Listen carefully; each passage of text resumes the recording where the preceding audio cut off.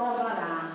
Olha para o teu irmão e diga: se renovará. Se renovará. Olha para o teu irmão e diga: eu me renovarei. Eu me renovarei. Porque o Senhor quer me usar como um instrumento.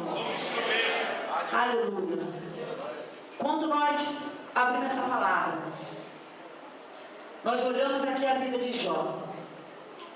E o Senhor começa a nos levar, aleluia, lá no livro de Gênesis.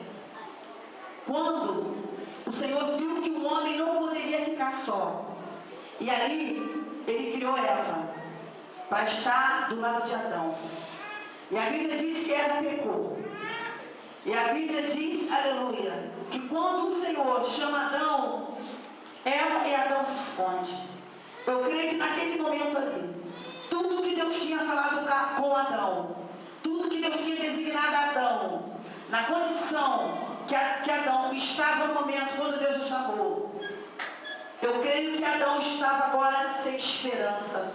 Eu creio que não havia mais nada, aleluia, na vida de Adão, no coração de Adão, aquilo que Deus tinha designado para ele, os projetos, tudo que Deus havia, aleluia, colocado na mão de Adão para fazer, havia se perdido.